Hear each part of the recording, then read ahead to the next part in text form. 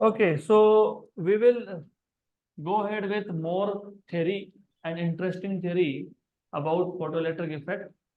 हमने कल के लेक्चर में we have seen in detail different observations from the experiment on photoelectric effect and very interesting observations क्योंकि if of course you remember radiation का dual nature है ऐसा हम क्यों बोल रहे हैं क्योंकि जो वेव थ्योरी बताता था wave theory fails to explain what is photoelectric effect and why it is happening so. तो जो एक्सपेरिमेंट हमने किया फोटोइलेक्ट्रिक इफेक्ट पे उसपे से प्राइमरीली हमने 4 ऑब्जर्वेशन लिए थे, 4। 4 में से सबसे पहला था variation of frequency, right, effect of frequency on photoelectric current. तो हमने वहां पे देखा कि एक पर्टिकुलर वैल्यू ऑफ फ्रीक्वेंसी तक इमिशन नहीं होता है, उसके बाद इमिशन होता है। वो पर्टिकुलर वैल्यू तक इमिशन नहीं होता है फोटो इलेक्ट्रॉन्स का क्योंकि as you remember photons coming from the source are incident on photo sensitive plate. कोई भी फोटो सेंसिटिव प्लेट हो तो उस पर्टिकुलर प्लेट का एक मिनिमम एनर्जी का रिक्वायरमेंट होता है for the electrons to become free. मैंने एग्जांपल बताया था कि मान लो ये एक सरफेस है, इस सरफेस से इलेक्ट्रॉन को फ्री होना है तो 10 eV का एनर्जी चाहिए, मैंने एग्जांपल दिया था आपको। और अगर 10 eV का एनर्जी फोटोन के पास नहीं है तो फोटोन आके इलेक्ट्रॉन को नॉकआउट नहीं कर सकता। तो अगर फोटोन के पास एनर्जी नहीं है तो फोटोन का एनर्जी बढ़ाना पड़ेगा। फोटोन का एनर्जी बढ़ाना मतलब उसका फ्रिक्वेंसी बढ़ाना। तो एक पर्टिकुलर फ्रिक्वेंसी तक आपको एक भी फोटो इलेक्ट्रॉन देखने को नहीं मिलेगा क्योंकि फोटॉन्स के पास सफिशिएंट एनर्जी नहीं था। तो उस पर्टिकुलर फ्रिक्वेंसी पे जब इमिशन स्टार्ट हुआ उसको तुम बोलते हो threshold frequency. Number 2 was variation मतलब effect of intensity, effect of intensity on photoelectric current. तो इस केस में आप फ्रीक्वेंसी को कांस्टेंट रखते हो, आप कलेक्टर प्लेट पोटेंशियल को भी कांस्टेंट रखते हो और आप इंटेंसिटी बढ़ाते हो। रिमेंबर वेव थ्योरी के हिसाब से इंटेंसिटी बढ़ाना मतलब एनर्जी बढ़ाना, लेकिन according to particle nature intensity बढ़ाना मतलब नंबर ऑफ फोटॉन्स बढ़ाना। तो एनर्जी बढ़ रहा है लेकिन नंबर ऑफ फोटॉन्स बढ़ने की वजह से बढ़ रहा है, हर एक फोटॉन का एनर्जी बढ़ नहीं रहा, that is constant. Energy of each photon is constant but number of photons are increasing, right. तो जैसे जैसे हम इंटेंसिटी बढ़ाएंगे वैसे वैसे फोटोइलेक्ट्रिक करंट बढ़ता है तो वो स्ट्रेट लाइन मिलता है, राइट, लीनियरली वेरीज। उसके बाद हमने देखा था effect of collector plate potential on photoelectric current. मतलब अब हमने फ्रीक्वेंसी कांस्टेंट रख दिया, अब हमने इंटेंसिटी भी कांस्टेंट कर दिया। और आपको याद होना चाहिए कि इमिटर प्लेट जिसको तुम कैथोड भी बोलते हो जहां से इलेक्ट्रॉन्स इमिट होते हैं उसको हमने फिक्स्ड पोटेंशियल 0 करके रखा है। हम चेंज करते हैं कलेक्टर प्लेट का पोटेंशियल। हमने स्टार्ट किया with 0 collector plate potential. Emitter plate 0 volt पे था, कलेक्टर प्लेट भी 0 वोल्ट पे था, मतलब दोनों प्लेट में पोटेंशियल डिफरेंस नहीं है, 0 है। तो हमारा एक्सपेक्टेशन ये होता है कि सिंस इमिटर प्लेट से इलेक्ट्रॉन इमिट तो हुआ लेकिन सामने वाला जो कलेक्टर प्लेट है वहां पे भी पोटेंशियल 0 है, तो पोटेंशियल डिफरेंस नहीं है तो इलेक्ट्रॉन वहां तक जाना ही नहीं चाहिए, मतलब हमको करंट मिलना चाहिए 0। लेकिन ऐसा होता नहीं है। ऐसा नहीं होने के पीछे 2 रीजंस थे।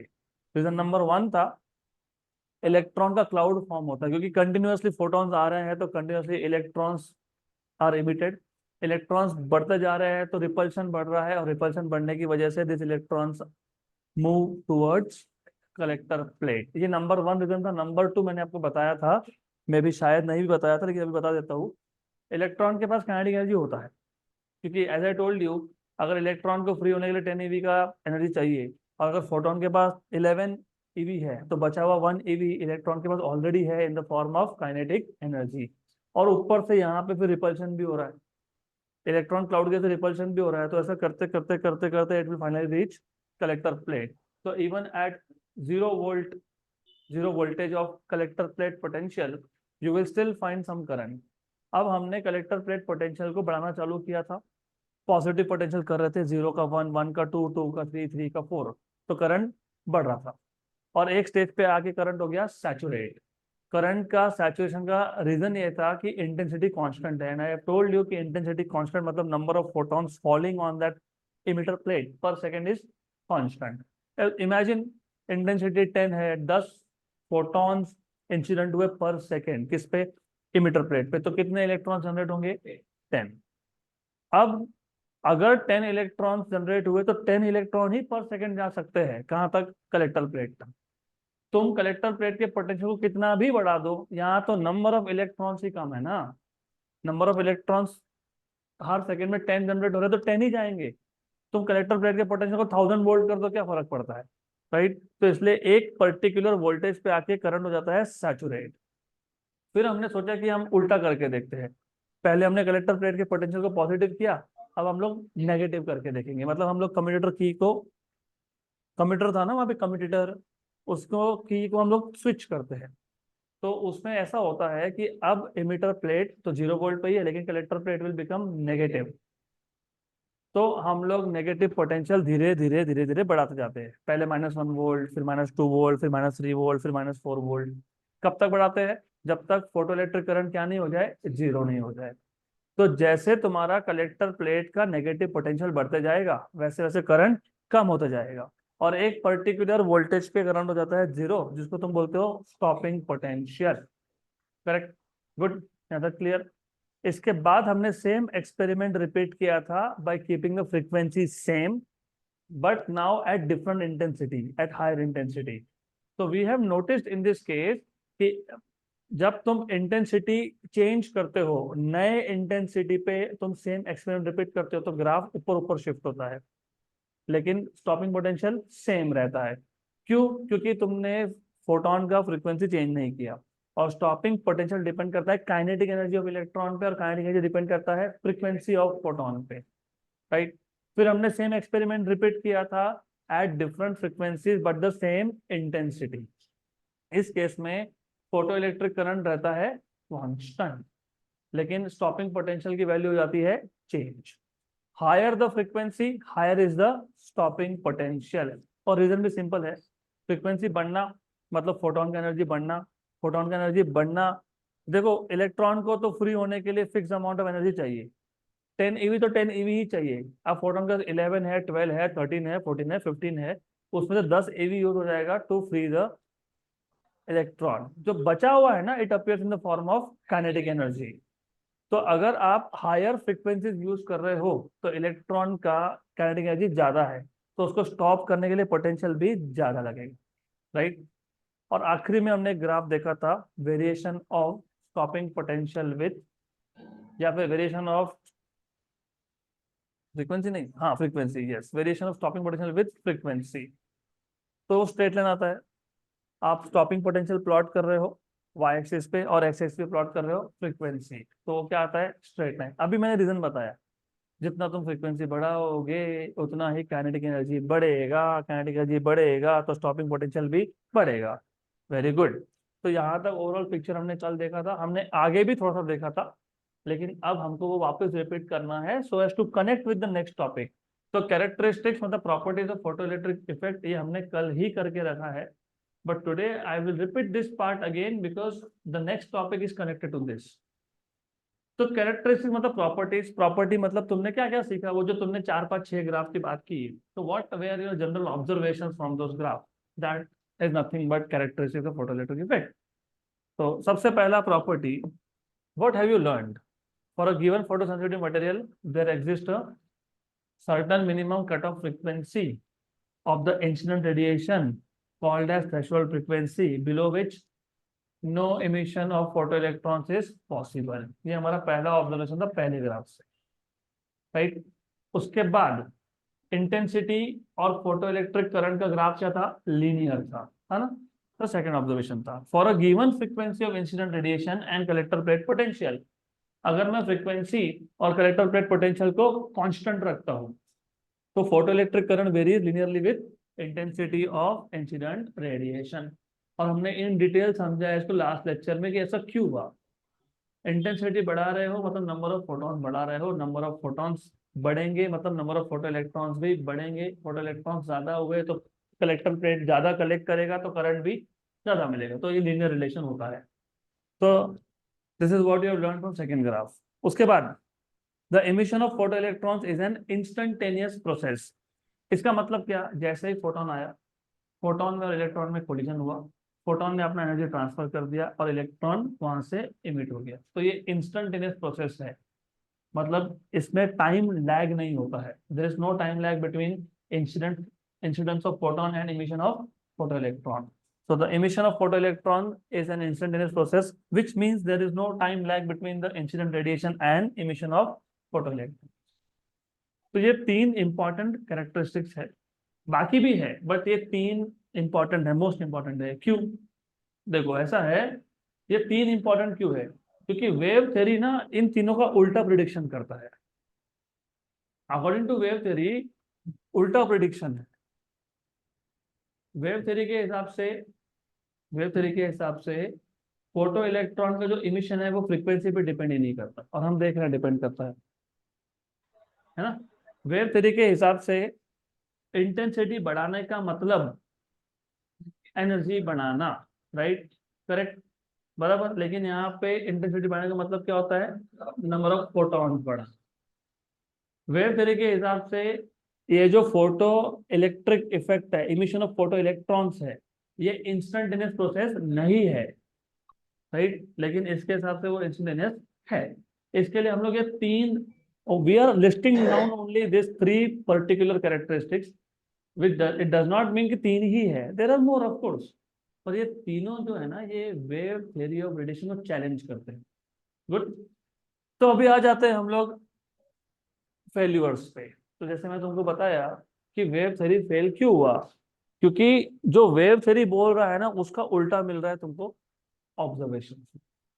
और कभी भी कोई भी थ्योरी एक्सेप्ट तब होता है जब वो ऑब्जर्वेशन से सेम रिजल्ट दे, है ना। ऐसा ही होता है, अगर आप कुछ थ्योरी बोल रहे हो तो आपको एक्सपेरिमेंटली प्रूव करना पड़ता है the same is correct. If the experiments are showing you the other way around contradictory, तो योर थ्योरी इज रॉन्ग। तो failure of wave theory to explain the observations from photoelectric मतलब क्या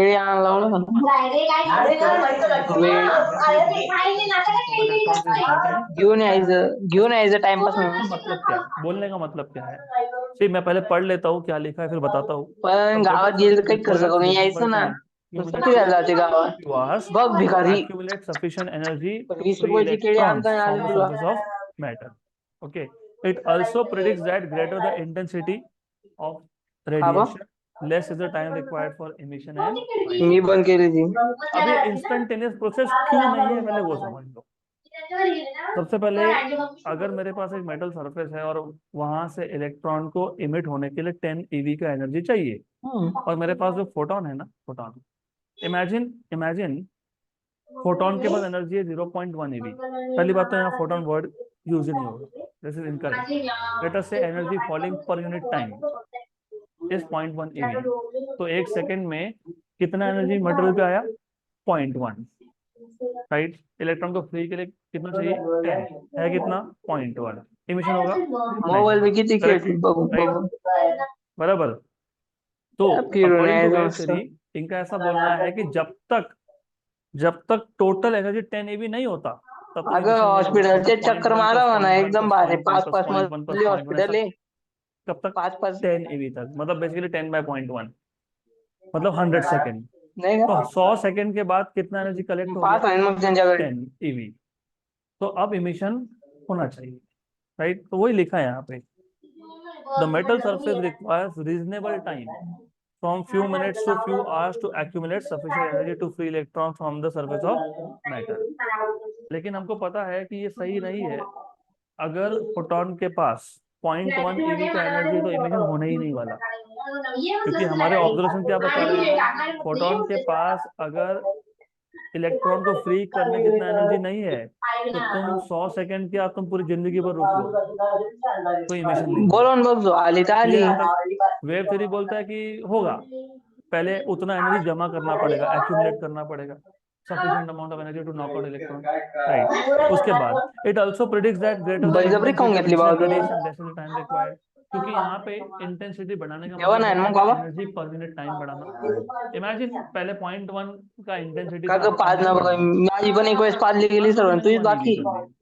अरे त्याड हवे तो माइक बंद 10 कर EV रे. कलेक्ट होने में कितना टाइम लगेगा? 10 सेकेंड। नाही ग, जहां मी पहले 100 पाहुणे सेकेंड के वाजला बाद 4:30 पाहुणे 5 इमिशन चालले होगा, जाईल कब मी. होगा? 10 सेकेंड के बाद। तो ग्रेटर पहिले द मी कॅना इंटेंसिटी लावेल मतलब मग लेस इज जाईल. द टाइम कॅना रिक्वायर्ड लावूनच फॉर जाईल. इमिशन। आणि ऐसा हा कभी होता ही एक नहीं। Minute, right. डायरी दे दो। एक्सपेरिमेंटली भी हमने चेक कर लिया, ऐसा नहीं होता है, ऐसा होने नहीं वाला है। जस्ट अ उन्नी मिनट, रावड़स। समथिंग, वाह टर्न वाह रे ऑफ भाई, द माइक। ओह सॉरी, आधा लीटर ज्यादा है। ठीक है,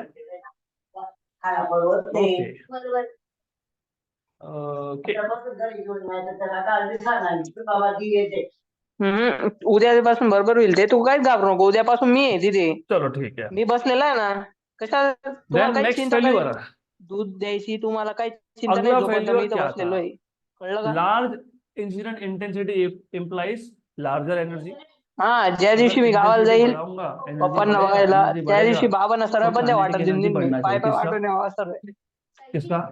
इलेक्ट्रॉन का। फोटॉन का कैसे? माझी सांगते बाबा अरे बसले राहता म्हणे since घरात. large incident intensity implies larger energy, the electrons are expected to be emitted with large kinetic energy। ऐसा क्यों? अभी तो मीच बताया बोलतो मैंने ना, कि मीच 10 सांगतो, मी यूनिट कोणाचं एनर्जी ऐकत चाहिए नाही. इलेक्ट्रॉन को फ्री होने के लिए। तो मी अगर हम ऐकत इंटेंसिटी नाही. बढ़ा रहे हैं तो एनर्जी बढ़ा रहे हैं, एनर्जी बढ़ा अगो रहे हैं वो, ना मग तो त्या इलेक्ट्रॉन को माणूसचं फ्री कार्ड होने के जितना आपल्याकडे, चाहिए उतना त्या तो माणूसचं गया, नाव माहित तो नाही. बचा हुआ ते किसके अंकल पास जाता गया? नुसते नाव इलेक्ट्रॉन के विचारायचं ना, पास। काय नाव तो बोलतो तुझं. इंटेंसिटी बढ़ाने का मतलब मग क्या? असं मला असं आवडत नाही इलेक्ट्रॉन और रिकामं काइनेटिक काम. एनर्जी बढ़ाना, मी बराबर। जेव्हा लेकिन विचार हमारे करतो, ऑब्जर्वेशन 2-3 के दिवसाला हिसाब विचारतो से ना, किशोर भाऊ मोरे कोण आहे म्हटलं. काइनेटिक एनर्जी इंटेंसिटी पे डिपेंड करता ही नहीं है। हा. Okay, right. but the observation shows that the kinetic energy of emitted electrons is independent of intensity of incident radiation। याद रखना अब, करेक्ट। तो according to wave theory, increasing intensity should mean electrons should be emitted with higher kinetic energy, larger kinetic energy। लेकिन हमारा observation बता रहा है कि kinetic energy of emitted photo electrons does not depend on intensity. और wave theory उल्टा बोलता है, वेव थ्योरी बोलता है कि फ्रीक्वेंसी पे डिपेंड नहीं करेगा। According to wave theory, frequency has no role in determining the kinetic energy of emitted electrons. और हम ऑब्जर्वेशन से क्या बता रहे हैं? Emitted photo electron kinetic energy कौन डिसाइड करता है? फ्रीक्वेंसी डिसाइड करता है। तो यहाँ तक क्लियर है? ये पॉइंट्स क्लियर होंगे तो ही आगे का कुछ समझ में आएगा, नहीं तो कुछ भी समझ में नहीं आएगा। तो remember this three important things, two important things. First of all, the process of emission of photoelectrons is an instantaneous process, right? Wave theory के हिसाब से वो नॉन इंस्टेंटेनियस था, मतलब a surface takes some time to collect, accumulate sufficient energy to knock out electrons। good। Number two, according to wave theory, अगर intensity बढ़ा रहे हो तो इमिटेड इलेक्ट्रॉन्स का एनर्जी ज्यादा होगा, काइनेटिक एनर्जी ज्यादा होगा, बराबर, करेक्ट, राइट। लेकिन हमारे ऑब्जर्वेशन क्या बताते हैं कि जो इमिटेड इलेक्ट्रॉन्स का काइनेटिक एनर्जी है वो इंटेंसिटी पे डिपेंड ही नहीं करता है, right. Then according to wave theory, frequency has no role in determining kinetic energy of electron. और हमको क्या पता है? Only frequency has role in determining the kinetic energy of emitted photo electrons. ठीक।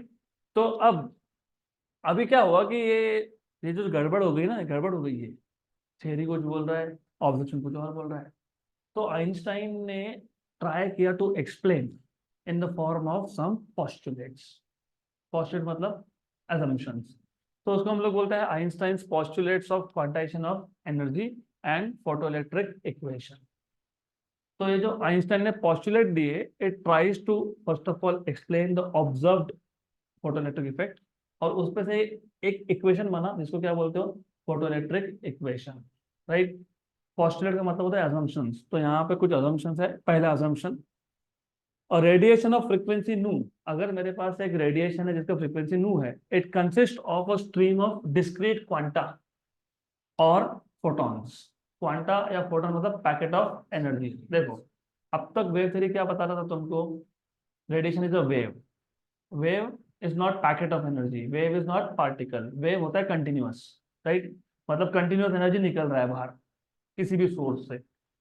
लेकिन वो थ्योरी फोटोइलेक्ट्रिक इक्वेशन समझा पाई क्या? फोटोइलेक्ट्रिक इफेक्ट समझा पाई क्या? नहीं। तो आइंस्टाइन ने क्या असम्पशन किया? आइंस्टाइन ने बोला कि ऐसा नहीं है, लाइट इज नॉट, मतलब radiation is not continuous, radiation is emitted in the form of small small packets of energy, जिसको क्वांटा बोलते हैं, जिसको फोटोन बोलते हैं, राइट। तो रेडिएशन ऑफ फ्रीक्वेंसी नू consists of a stream of discrete quanta or photons, and the energy of each photon is h nu. Remember, these photons move with speed of light through space. तो अगर मेरे पास एक radiation है जिसका frequency नू है, उसमें से पैकेट्स ऑफ एनर्जी निकल रहे हैं, हर एक पैकेट का एनर्जी कितना है, एच न्यू. और ये जो पैकेट्स है they will move with speed of light through vacuum और through air. Okay. When radiation of frequency nu is incident on a photosensitive surface, तो ये जो रेडिएशन है, मतलब ये जो पैकेट्स है, ये जब एक सरफेस पे इंसिडेंट होंगे तो ये जो फोटोन है इसका कोलिजन होगा किसके साथ, इलेक्ट्रॉन्स के साथ. So there are collision between photons and electrons of the atoms of the emitter. तो इमीटर प्लेट में जो एटम्स थे, उस एटम्स में जो इलेक्ट्रॉन थे, उस इलेक्ट्रॉन का और फोटोन के साथ क्या हो गया, कोलिजन. और जब ये कोलिजन होता है ना, तो फोटोन अपना पूरा एनर्जी, पूरा, नॉट इन पार्ट्स, पूरा एनर्जी इमीडिएटली ट्रांसफर करता है किसको, इलेक्ट्रॉन को. So during such collision, photons transfer their entire energy to the electrons without any time lag. तो अब इसको ऐसे याद रखो, रेडिएशन आया मतलब कौन आए, फोटॉन्स. फोटॉन्स आए, कहाँ गए, मेटल सरफेस पे, वहां पे जाके किसके साथ कोलिजन हुआ, इलेक्ट्रॉन के साथ, और इमीडिएटली पूरा एनर्जी ट्रांसफर हो गया, right, without any time lag, right. तो वो एनर्जी किसको मिल गया, इलेक्ट्रॉन को. रिमेंबर दिस, हो गया. देन अब ये जो एनर्जी एब्जॉर्ब हुआ, मैं कब से तुमको वही बता रहा हूं, अगर फ्री होने के लिए इलेक्ट्रॉन को मेटल के सरफेस से फ्री होने के लिए 10 eV का एनर्जी चाहिए था, और फोटोन के पास 10 eV का ही एनर्जी है, तो क्या होगा, इलेक्ट्रॉन सिर्फ फ्री होगा, राइट. लेकिन अगर फोटोन के पास 11 eV का एनर्जी है और इलेक्ट्रॉन को फ्री होने के लिए 10 चाहिए, तो क्या होगा, 10 eV will be used to free the electron and 1 eV will be taken by the electron in the form of, very good. तो यहाँ पे देखो क्या बोला है, पूरा एनर्जी ट्रांसफर हुआ. नहीं तो सोचने लगा, सोचेगा अच्छा इलेक्ट्रॉन को 10 eV चाहिए, फोटोन के पास कितना है, 11. तो फोटोन ने बोला कि ठीक है तेरे को 10 चाहिए तो 10 रख ले, एक में मेरे पास रखता हूँ. ऐसा नहीं होता है, क्योंकि the moment there is collision photon disappears, photon गायब हो जाता है. आया, टक्कर मारा, एनर्जी दिया, गया. तो जो बचा हुआ वन एनर्जी है वो कहाँ गया, काइनेटिक एनर्जी. मतलब जो एनर्जी था h nu of photon, it is used in 2 different ways. Number 1, to free the electron from metal surface, उसको बोलते हैं वर्क फंक्शन, क्या बोलते हैं उसको, और ये होता है कैरेक्टरिस्टिक ऑफ मेटल, मतलब ये सब्सटेंस टू सब्सटेंस चेंज होता है.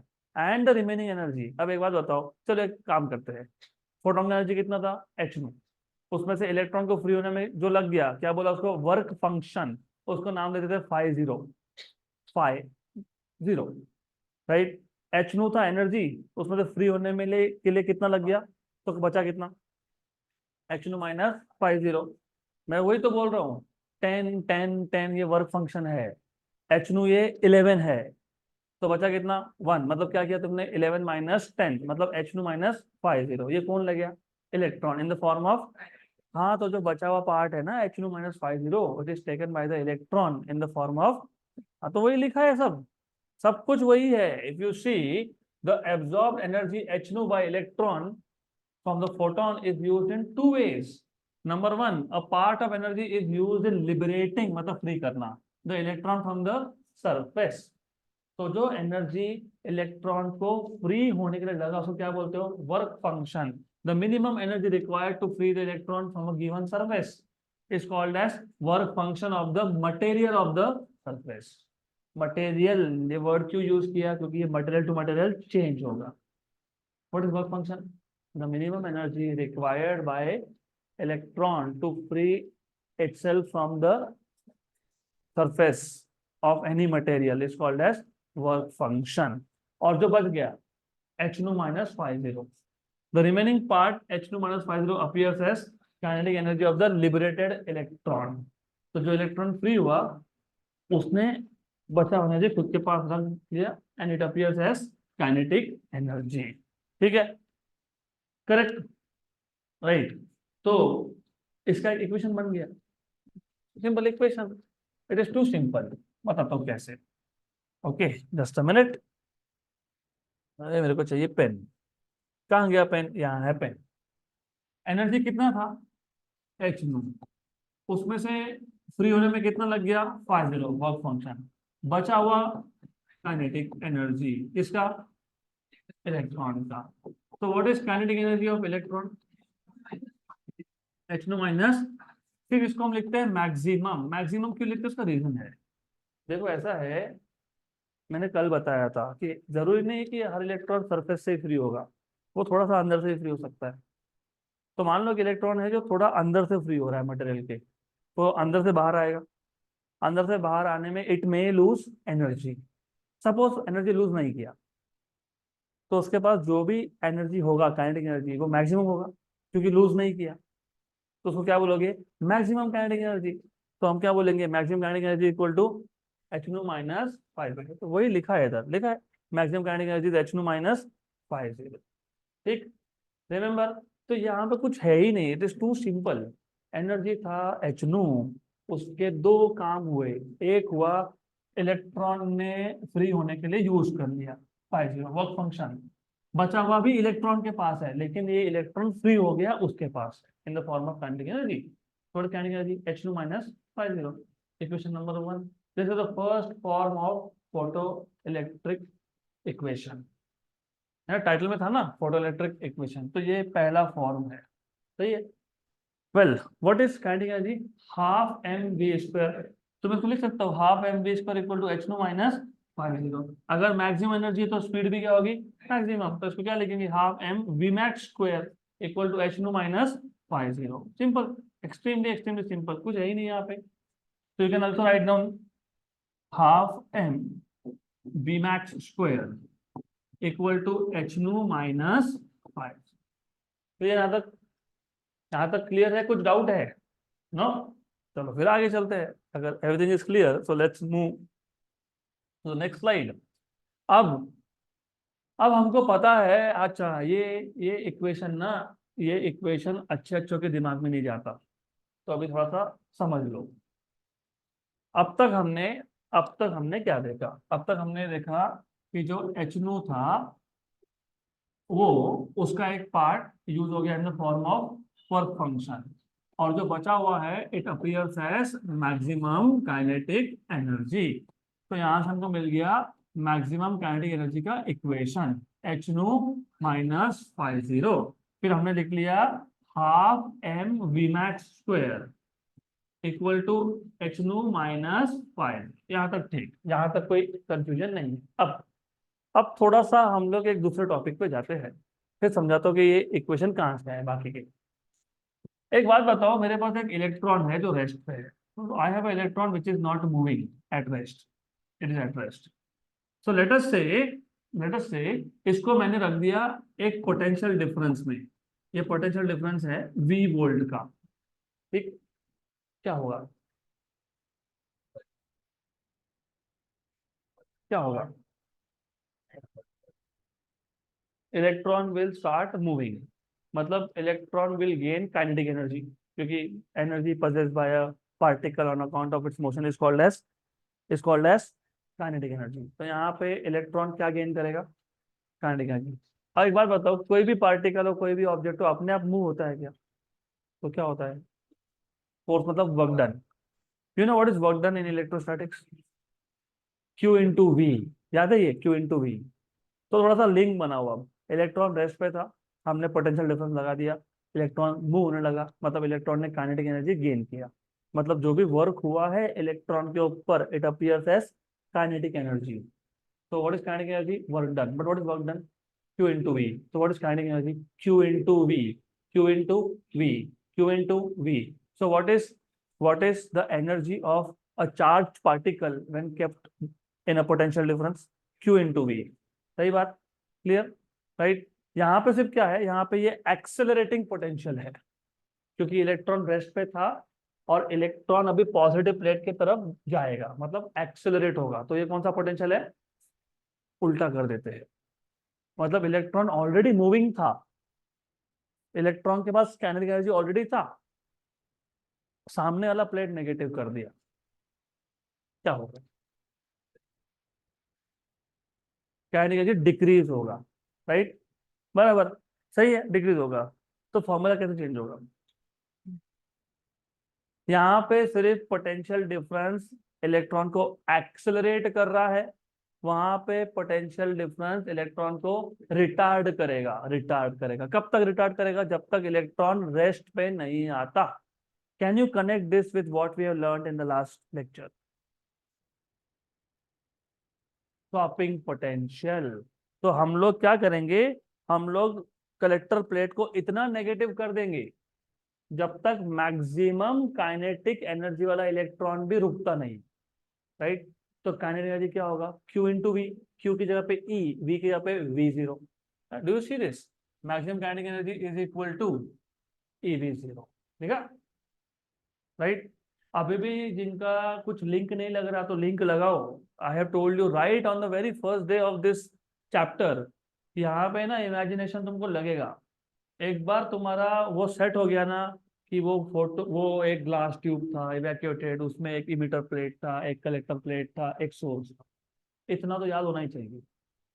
बाकी कंप्यूटर की याद है नहीं है, voltage, voltmeter, ammeter, variable voltage source, वो याद है नहीं है, डज नॉट मैटर, पर ट्यूब, इमिटर, कलेक्टर, सोर्स, इतना पता होना ही चाहिए, राइट? राइट। तो देखो, पहले तुमको ये पता होना चाहिए कि how do you define kinetic energy of an charge particle. तो सिंपल सा, तुमको पता है ईवी, इलेक्ट्रॉन वोल्ट, डिफाइन यहाँ से होता है। तुमको एक एक चीज याद होनी चाहिए। How do you define electron volt, में वो भी बता देता हूँ। सबसे पहले हमने एक इलेक्ट्रॉन रेस्ट पे था, there was no potential difference. एक पोटेंशियल डिफरेंस रख दिया, मतलब एक नेगेटिव प्लेट, एक पॉजिटिव प्लेट। इलेक्ट्रॉन मूव होने लगा मतलब वेलोसिटी बढ़ने लगा, इसलिए इसको बोलते हो एक्सेलरेटिंग पोटेंशियल। मूव हुआ मतलब कौन सा एनर्जी? काइनेटिक। कोई भी चीज अपने आप मूव होती है क्या? वर्क डन होता है। तो काइनेटिक एनर्जी कहाँ से आ रहा है? वर्क डन से आ रहा है। लेकिन वर्क डन इलेक्ट्रोस्टैटिक्स में क्या होता है? Q into potential difference. तो kinetic energy is work done, but work done is q into V. तो kinetic energy q into V. ठीक, बराबर। This is how you define electron volt also. तुम बोलते हो अगर मेरे पास एक इलेक्ट्रॉन है जो रेस्ट पे है, उसको अगर मैं 1 वोल्ट के पोटेंशियल डिफरेंस में रख दूं, तो वो 1 वोल्ट के पोटेंशियल डिफरेंस में जितना एनर्जी गेन कर लेगा उसको बोलोगे 1 electron volt. The energy gain by an electron while accelerating through a potential difference of 1 volt is called as 1 eV of energy। ठीक, अब हम यहाँ पे उल्टा केस देख रहे हैं। इलेक्ट्रॉन रेस्ट पे नहीं है, इलेक्ट्रॉन के पास मैक्सिमम काइनेटिक एनर्जी है। इलेक्ट्रॉन को रेस्ट से एक्सेट नहीं करना है, उसको मैक्सिमम वेलोसिटी से डी एक्सेट करना है। कब तक? जब तक उसका स्पीड 0 नहीं होता। लेकिन स्पीड 0 करने के लिए जो हम लोग पोटेंशियल यूज करते हैं उसको क्या बोलते हो? Stopping potential. तो maximum kinetic energy is q into V, but q is e, क्योंकि charge on electron is e, and V is V0। तो ये जो मैक्सिमम काइनेटिक एनर्जी था ना, उसको मैं क्या लिखूंगा? EV0। मतलब ये जो मैक्सिमम काइनेटिक एनर्जी फॉर्मूला में दिख रहा है, यहाँ क्या लिखोगे? यार तो वही लिख लिया ना आगे, EV0 equal to H nu minus φ0। ठीक, तो जो फोटो इलेक्ट्रिक इक्वेशन है उसके 3 अलग अलग फॉर्म है। Number 1 is this: kinetic energy is H nu minus φ0। Number 2 is half mv square equal to H nu minus φ0। Number 3 is EV0 equal to H nu minus φ0। और ये एक ऐसा chapter है जिसमें इक्वेशन तो एक है, मतलब 2-3 और है, लेकिन फोटो इलेक्ट्रिक इफेक्ट का एक इक्वेशन है, एक ही है। ये इक्वेशन मतलब ये इक्वेशन मतलब ये इक्वेशन, तो इक्वेशन नंबर 1 2 3 ये एक ही इक्वेशन है। लेकिन क्वेश्चन इतने वैरायटी के बनेंगे इस पे, तो पता होना चाहिए कहाँ पे हाफ एम वी स्क्वायर, कहाँ पे EV0। ओके, आगे और एक आएगा। यहाँ तक क्लियर? पक्का पक्का क्लियर? पक्का क्लियर, तो अगले टॉपिक पे जाते हैं। ओके, तो अब देखो ऐसा है, वेव थ्योरी फेल क्यों हुआ? क्योंकि wave theory satisfactorily photo electric effect के ऑब्जर्वेशन एक्सप्लेन नहीं कर पाया, है ना? करेक्ट। अभी इसको थोड़ा सा फनी वे में लो। क्या होता है, फॉर एग्जाम्पल, अब ये मतलब हमारे साथ तो बहुत होता था। I will tell you honestly, जैसे मैं बताया भी था बीच में, जब आप मास्टर्स लेवल पे जाते हो या फिर आप अच्छे इंजीनियरिंग कॉलेज में जाते हो ग्रेजुएशन लेवल पे, एक एक एक्सपेरिमेंट पे वाइवा होता है। पहला एक्सपेरिमेंट किया, वाइवा दो, नहीं आया अगले हफ्ते फिर वापस से आओ, नहीं आया नेक्स्ट वीक, नहीं आया नेक्स्ट वीक, बिल्कुल नहीं आया नेक्स्ट ईयर। ऐसा होता है। जाओगे टॉप 10 कॉलेज में जाओगे तो समझेगा तुमको कि यहाँ बहुत अच्छा था, वहां पे निचोड़ने के बाद जो आखिरी बूंद निकलती है ना, जब तक नहीं निकलती तब तक छोड़ते नहीं है। तो हमारा भी ऐसा था फिर मास्टर्स में। अभी कभी कभी डेडलाइंस भी तो होती है, दुनिया भर के असाइनमेंट्स है, फिर सेमेस्टर एंड होने वाला है, फिर तो वाइवा तो देना ही है। और फॉर्चुनेटली दो दो का ग्रुप होता है। तो मी एंड माय फ्रेंड हमने ऐसा डिसाइड कर लिया था, एक एक्सपेरिमेंट तू पढ़ ले, एक वो पढ़ेगा। और हम तो थे एकदम लेजी, मतलब हम सब आखिरी टाइम पे ही करेंगे। तो क्या होता था, हम लोग गए ना वाइवा देने, तो टीचर पूछता है तू बता। पढ़ तो उसने रखा है, मैं कैसे बताऊँ। तो फिर आई यूज टू स्टार्ट लाइक, जैसे वो भी अंडरस्टैंडिंग था कि गलती से पूछ लिया तेरे को, तो तू स्टार्ट तो कर देना कि ऐसा है। फिर थोड़ा अटक जाता है, फिर वो बोलेगा बीच में, अरे सर उसको आता है, उसको सिर्फ समझाते नहीं आता है। ठीक। तो अभी यहाँ पे भी वही केस हो गया। वेव थ्री को थोड़ा सा पता था कि ये फोटोइलेक्ट्रिक इफेक्ट हो रहा है, लेकिन वेव थ्री समझा नहीं पा रहा था कि क्यों हो रहा है, और जो ऑब्जर्वेशन है वो ऐसे ही क्यों आ रहे हैं। फिर आइंस्टाइन आया। आइंस्टाइन आया, बोला कि रुक मैं बताता हूँ, है ना। तो आइंस्टाइन ने अपने पोस्टुलेट दे दिए, अजम्पशंस ले लिए। ठीक। फिर अभी वो यहाँ पे ना, यहाँ पे वो समझा रहा है। यहाँ पे देखो, यहाँ पे लिखा है, characteristics of photoelectric effect can be explain on the basis of photoelectric equation. लेकिन ये किसने दिया? आइंस्टाइन के अजम्पशन ने दिया। बराबर, राइट। तो this is how it works. तो पहले आइंस्टाइन ने बोला अच्छा वेव थ्योरी नहीं बता पा रहे, मैं बता देता हूँ। फिर बताया, तो पूरा ही बताना पड़ेगा ना कि हमको जो ऑब्जर्वेशन मिले वैसा क्यों मिले। क्यों ऐसा हुआ कि एक पर्टिकुलर फ्रीक्वेंसी से नीचे फोटोइलेक्ट्रिक करंट जीरो था, एक फ्रीक्वेंसी से ज्यादा भी फोटोइलेक्ट्रिक करंट था। तो तुमको सारा का सारा फोटोइलेक्ट्रिक इक्वेशन से बताना पड़ेगा। That is the idea here. Good. सबसे पहले बताओ, अगर फोटोन के पास सिर्फ इतना एनर्जी है कि वो इलेक्ट्रॉन को फ्री कर पाए, तो what is kinetic energy of electron? Look क्या लिखा है, if the frequency of incident radiation is decrease. तुम जैसे जैसे फ्रीक्वेंसी कम करोगे, वैसे वैसे फोटोन का एनर्जी कम होगा। जैसे जैसे फोटोन का एनर्जी कम होगा, इलेक्ट्रॉन जो इमिट हुआ उसका काइनेटिक एनर्जी भी कम होगा। ठीक है ना। तो as the frequency of incident radiation is decrease, kinetic energy of emitted electron also decreases. फिर एक स्टेज ऐसा आएगा जब frequency of photon is equal to threshold frequency.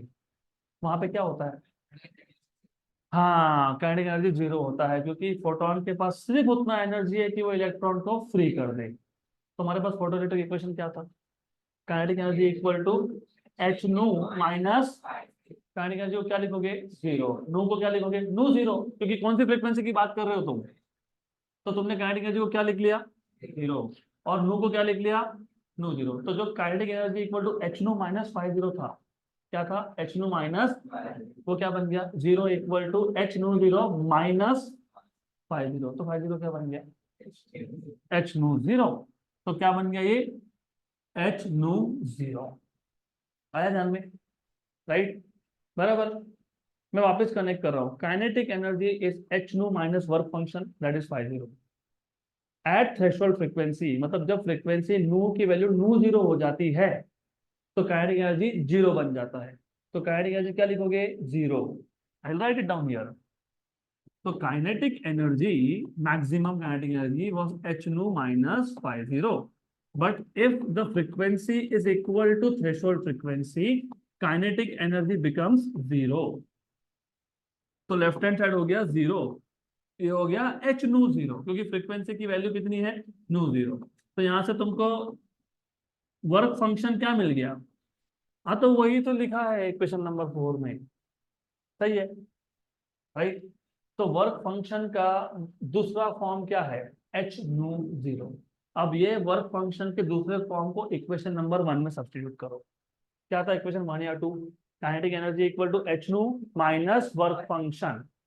Kinetic energy क्या होता है, half m v square equal to H nu minus work function, लेकिन work function क्या आया, तो क्या आ गया, एच न्यू 0 आ गया ध्यान में, राइट। हमने सिर्फ फाइव जीरो को क्या लिखा है, एच न्यू 0 क्या लिखा है, एच क्या हो जाएगा कॉमन, तो क्या आएगा एच न्यू माइनस न्यू 0। तो kinetic energy, maximum kinetic energy equal to, मतलब half m v max square equal to h into nu minus nu 0। ये जो हमने photo electric experiment, photo electric effect के एक्सपेरिमेंट से जो हमने सबसे पहला वाला ऑब्जर्वेशन देखा था, कौन सा, फ्रीक्वेंसी वाला, वो एक इक्वेशन सब समझा देता है तुमको। अभी देखो सोचो, लॉजिकली सोचो, अगर अगर फ्रीक्वेंसी थ्रेशोल्ड से कम हुई, इमिशन होगा, नहीं, डाल के देखो, पुट वैल्यू ऑफ नू which is less than nu 0, क्या होगा, नेगेटिव, काइनेटिक एनर्जी नेगेटिव होता है कभी, इसका मतलब क्या हुआ कि इलेक्ट्रॉन इमिट ही नहीं हुआ क्या। तो तीसरा नंबर का ऑब्जर्वेशन पढ़ो, इफ नू is less than nu 0 then emission of photo electron is not possible, electron emit ही नहीं हुआ। क्यों, क्योंकि जब तुम इस इक्वेशन में नू की वैल्यू नू 0 से कम लोगे, मतलब frequency is less than threshold frequency, तो राइट हैंड साइड हो गया नेगेटिव, मतलब काइनेटिक एनर्जी हो गया नेगेटिव। काइनेटिक एनर्जी नेगेटिव हो ही नहीं सकता है, मास कैन नेवर बी नेगेटिव, और स्पीड नेगेटिव है भी तो उसका स्क्वायर है। इसका मतलब नेगेटिव काइनेटिक एनर्जी आने का मतलब क्या, इलेक्ट्रॉन इमिट हुआ ही नहीं, राइट, करेक्ट। अगर फ्रीक्वेंसी की value exactly equal to threshold frequency हो जाए, काइनेटिक एनर्जी इज 0, मतलब electron is emitted with 0 speed, है ना। काइनेटिक एनर्जी 0 मतलब क्या, वेलोसिटी 0। तो देखो नंबर 2, इफ नू इक्वल टू नू 0, if nu equal to nu 0, the photoelectrons are just emitted with 0 velocity, right। और अगर फ्रीक्वेंसी ग्रेटर देन थ्रेशोल्ड है तो पॉजिटिव काइनेटिक एनर्जी, मतलब वेलोसिटी 0 नहीं है। तो if nu is greater than nu 0, the photoelectrons are emitted with some velocity। देखा, एक इक्वेशन ने हमारा पहला ग्राफ पूरा समझा देगा कि क्यों क्यों थ्रेशोल्ड फ्रीक्वेंसी से कम फ्रीक्वेंसी पे इमिशन नहीं हुआ, क्यों थ्रेशोल्ड फ्रीक्वेंसी पे इलेक्ट्रॉन इमिट तो हुआ लेकिन वेलोसिटी 0 था, राइट, गुड। देन आ जाते हैं अभी अगले पार्ट पे, ओके। तो ऐसा उसने सब कुछ समझाना चाहिए ना, सिर्फ एक ग्राफ समझा के क्या करेगा, फिर वो बोलेंगे कि ये थ्योरी भी गलत है। अगर any theory should be complete, तो अगर आइंस्टाइन ने बोला ना कि मैं समझाता हूँ, तो पूरा समझाना पड़ेगा फिर। आपको पता है, आपको पता है कि नील बोहर का मॉडल क्यों आया, पता है, पता है, क्योंकि रुदरफोर्ड फेल हुआ। रुदरफोर्ड फेल पता है क्यों हुआ, क्योंकि रुदरफोर्ड, उसका एटॉमिक मॉडल करेक्ट था, रुदरफोर्ड ने जो बोला वो सही था, all the positive charge is concentrated at the centre of atom which is called as nucleus, where are electrons, electrons are in the orbit. सिर्फ वो एक्सप्लेन नहीं कर पाया चीजों को, फिर पूछा किसी ने, अच्छा सर्कुलर ऑर्बिट ऐसा कैसा, उसने बोला देखो प्लैनेट्स कैसे घूमते हैं, इलेक्ट्रॉन्स भी वैसे घूम रहे हैं। बट देन जिनको थोड़ा सा बेसिक्स पता है, आप सबको पता ही है वैसे, इलेक्ट्रॉन्स जब रिवॉल्व होते हैं सर्कुलर ऑर्बिट में, even though speed is constant, speed constant मतलब कौन सा motion, uniform circular motion, uniform circular motion भी एक्सेलरेटेड होता है, सेंट्रीपिटल एक्सिस में होता है which is towards the, okay. और अगर आपको पता है, नहीं पता तो अभी बता देता हूँ, any accelerated charge particle radiates energy, ठीक।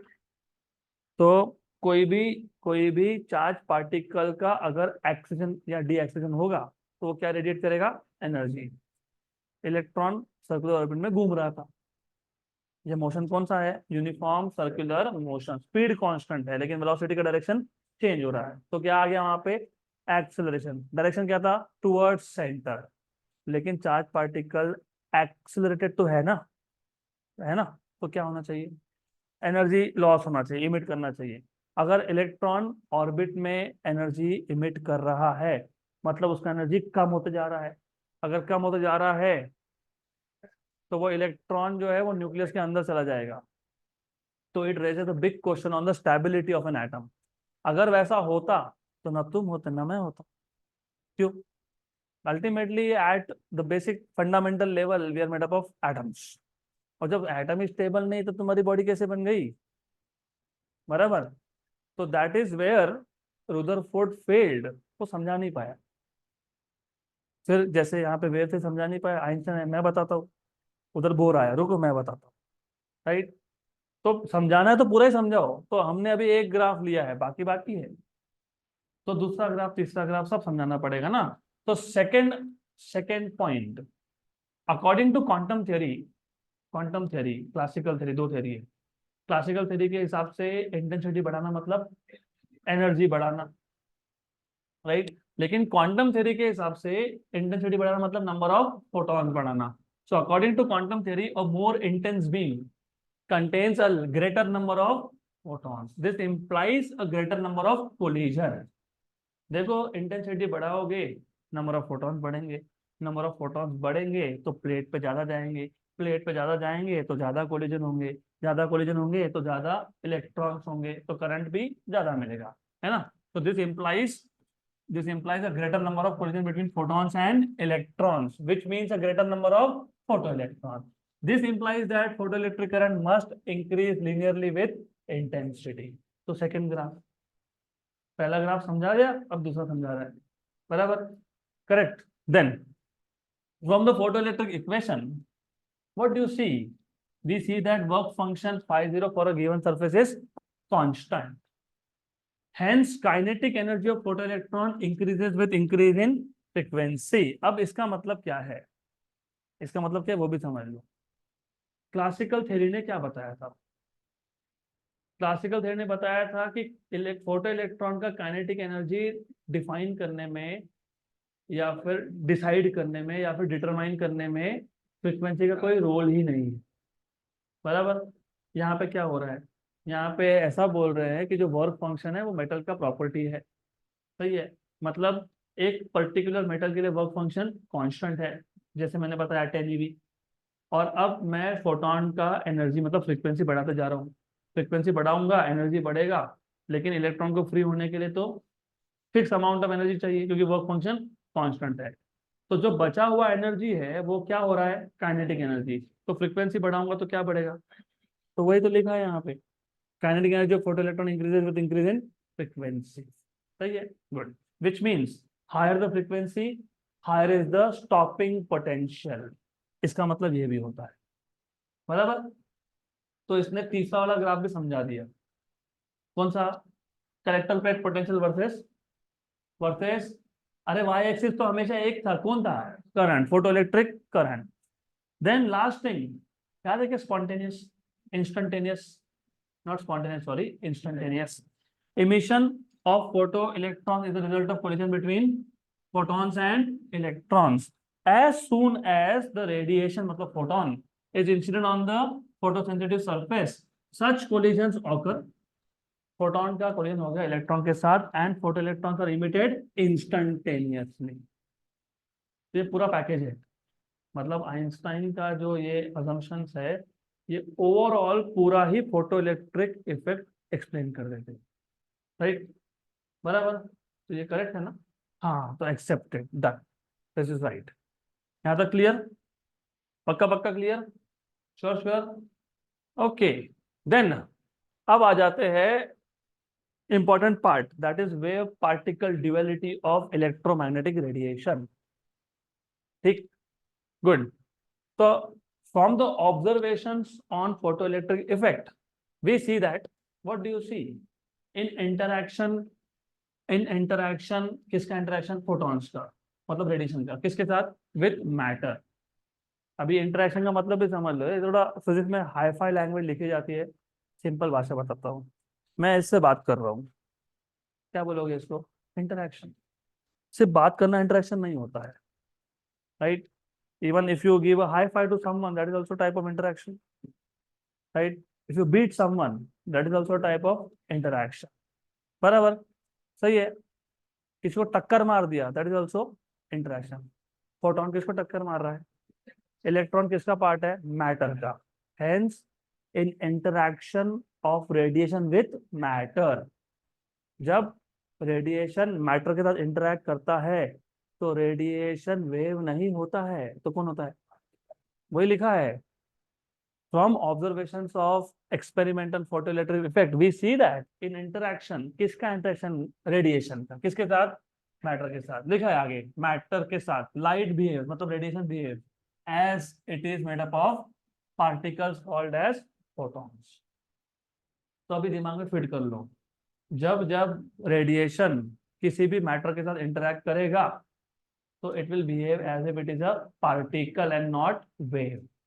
बराबर? पक्का? सही है। अगर पार्टिकल है तो मोमेंटम होता है ना। पार्टिकल है तो उसका मोमेंटम होता ही है। क्या होता है? M V. यहाँ पे भी वही लिखा है। और एनर्जी भी तो होता ही है, एनर्जी है। कितना एनर्जी है? H nu. Each photon has energy of H nu and momentum as H nu by C. Correct? बराबर? सही है ना? सही है ना? ये बराबर है। if you are treating radiation as a photon is a particle has momentum. What is momentum of photon? h nu by c। Prove कर सकते हो तुम, it's not very big deal, you can just prove it, बहुत easy है। You can show that the momentum of a photon is h nu by c। कोई बड़ी बात नहीं, तो ट्राई करो, नहीं आया तो पूछ लेना, टू सिंपल। करोगे? पक्का? Okay. All the photons of a particular frequency, जितने भी फोटॉन्स जिनका सबका फ्रीक्वेंसी सेम है तो एनर्जी भी क्या होगा? सेम होगा। तो all the photons of particular frequency have same values of energy and momentum. Okay. Then photons are electrically neutral. Charge तो होता नहीं उनके पास, तो चार्ज होता नहीं है तो अगर मैं उसको इलेक्ट्रिक या मैग्नेटिक फील्ड में रख दूं, डिफ्लेक्ट होगा क्या? वो किधर जाएगा? It will go straight. So photons are electrically neutral and hence are not deflected by electric and magnetic fields। अभी जिनको डिफ्लेक्शन नहीं पता, डोंट वरी। लेट अस से मेरे पास एक बीम ऑफ इलेक्ट्रॉन्स था। इलेक्ट्रॉन मतलब कौन सा चार्ज? पॉजिटिव की नेगेटिव?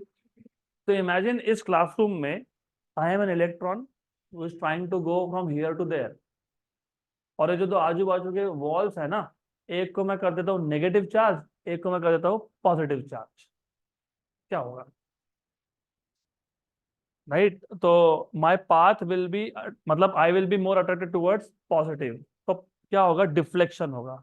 मतलब electron will not be able to go in a straight line. सही है? बराबर। अगर मैं न्यूट्रॉन हूं तो स्ट्रेट, कोई फर्क नहीं पड़ता। वैसे ही फोटॉन्स क्या है? इलेक्ट्रिकली न्यूट्रल, तो they will just go straight.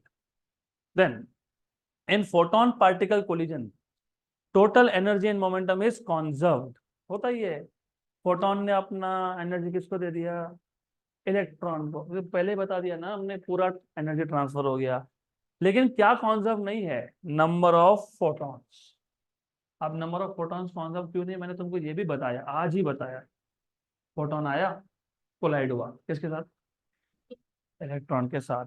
पूरा एनर्जी कर दिया था, तो उसके बाद क्या बचा? कुछ नहीं बचा, है ना। उसका अस्तित्व ही एनर्जी है, नॉर्मल भाषा में, है ना। मेरे अस्तित्व की बात आ गई, तो उसका अस्तित्व मतलब उसका एनर्जी, क्योंकि उसके पास मास तो है नहीं, हाई एनर्जी वो भी दे दिया, तो क्या बचा? Nothing, nothing is left. Right? इसके लिए फोटॉन्स का नंबर कॉन्जर्व्ड नहीं होता है। बराबर? क्योंकि फोटॉन्स अगर आ रहे हैं और एनर्जी ट्रांसफर कर रहे हैं तो definitely they are going to disappear, इसलिए number of photons are not conserved. यहाँ तक क्लियर? पक्का पक्का क्लियर? Sure sure. तो वेव पार्टिकल हम देख रहे थे, wave particle duality of electromagnetic radiation, मतलब इलेक्ट्रोमैग्नेटिक रेडिएशन का डबल नेचर, वेव नेचर और पार्टिकल नेचर। तो पार्टिकल नेचर हमको फोटो इलेक्ट्रिक इफेक्ट से समझ में आता है। In interaction of radiation with matter, radiation behaves as if it is a particle. Right? उस पार्टिकल का नाम क्या है? Photon. Energy of each photon is h nu and momentum is h nu by c। सही है? Okay.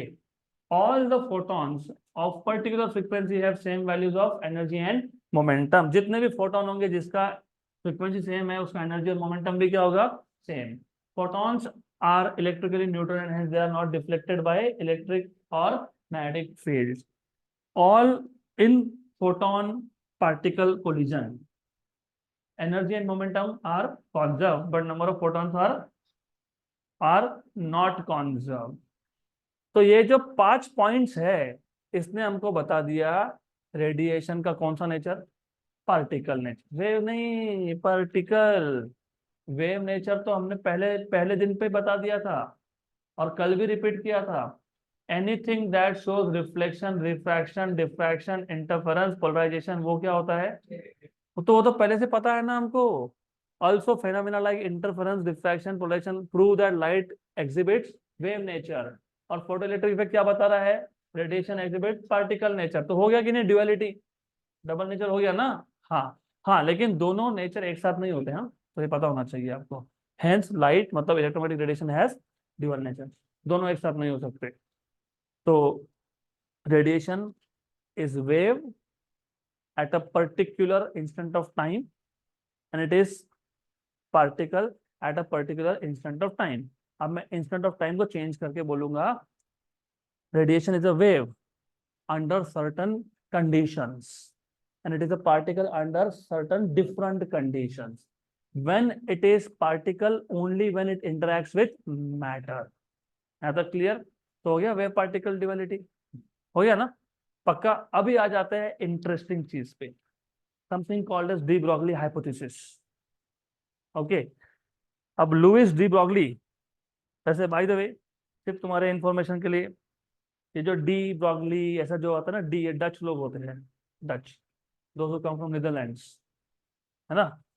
हाँ, तो Netherlands, Holland एक ही बात है।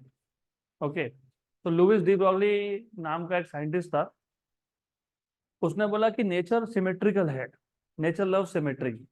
एक ही सिंगल सेंटेंस में उसने पूरा स्टोरी खत्म कर दिया। नेचर लव सिमेट्री, उसका ओरिजिनल बुक देखोगे ना, स्टार्टिंग में लिखा है नेचर लव सिमेट्री। मतलब क्या? अब मैंने तुमको इस चैप्टर के पहले ही लेक्चर में बताया था, इस पूरे यूनिवर्स में दो ही चीज है, वेव एंड पार्टिकल, मतलब रेडिएशन एंड मैटर। ठीक है?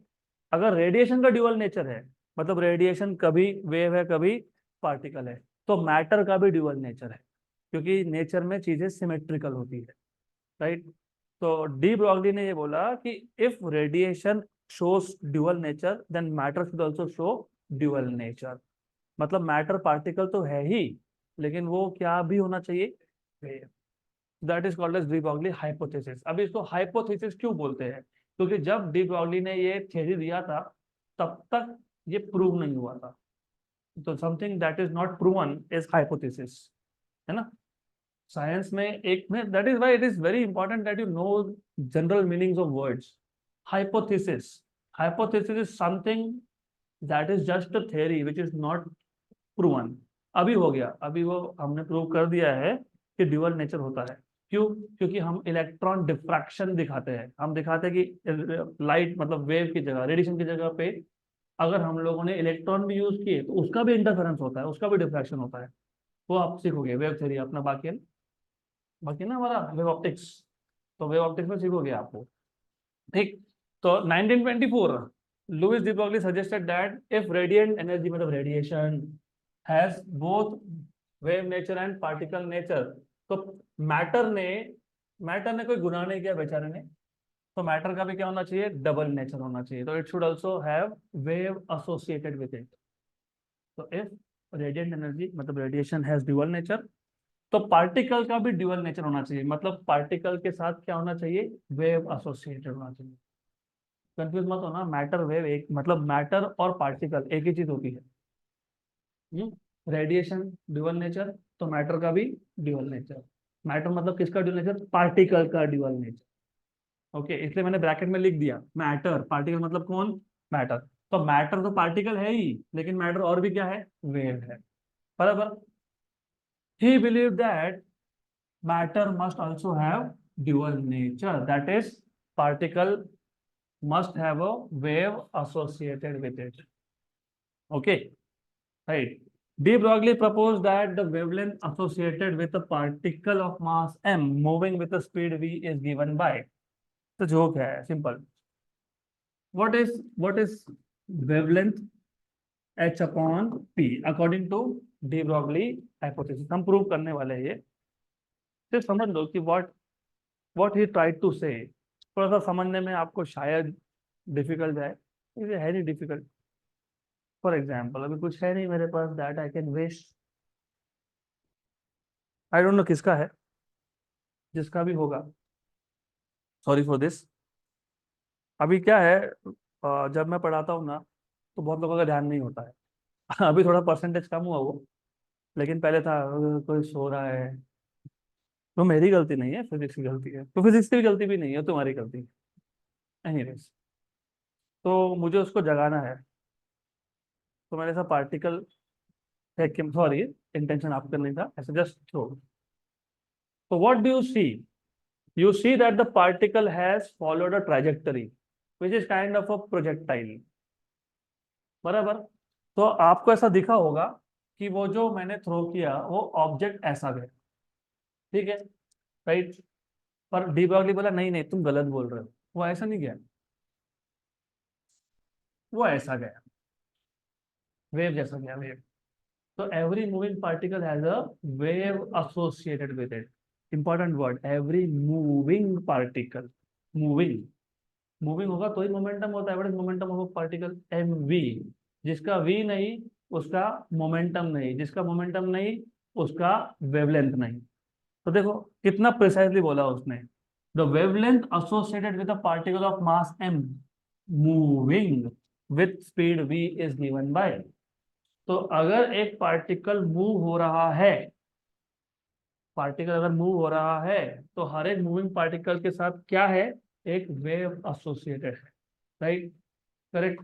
तो उसका अगर वेव है तो वेवलेंथ होगा ना, तो वेवलेंथ क्या है, एच अपॉन पी, लेकिन पी क्या होता है, एम वी, तो H upon M V, where P is momentum, M is mass and V is speed, velocity. आपको ऐसा दिखेगा नहीं, फिर आप बोलोगे कि मैंने एक ऑब्जेक्ट थ्रो किया तो मुझे ऐसा वेव क्यों नहीं दिखा, दिखा था क्या, दिखा था, नहीं दिखा था, नहीं दिखेगा, क्यों नहीं दिखेगा, उसका रीजन है। ऐसे तो फिर ब्रेटली बॉल बॉलिंग करने आया तो बॉल भी ऐसा जाना चाहिए, वो होता है ना, टीवी गेम में होता है। I I don't know how many of you, अभी तुम लोग हाईटेक हो ना, तुम जेन जी हो, नेक्स्ट जनरेशन, तो आप लोग वो पुराने टाइप के वीडियो गेम्स नहीं खेलते हो, हमारे टाइम था वो 64 in 1, 128 in 1 ऐसे कैसेट्स आते थे, उसमें बेसबॉल था। बेसबॉल गेम में ना वो बॉल को तुम कंट्रोल कर सकते हो, तो you can make it go like a wave. तो कोई भी पार्टिकल मूव हो रहा है तो वो कैसा मूव हो रहा है, वेव जैसा, तो दिखता नहीं है वैसा, क्यों, what is the minimum length that you can measure by the most advance instrument that you have, Planck length नाम का चीज सुना है, प्लैंक लेंथ 10⁻⁻34 मीटर।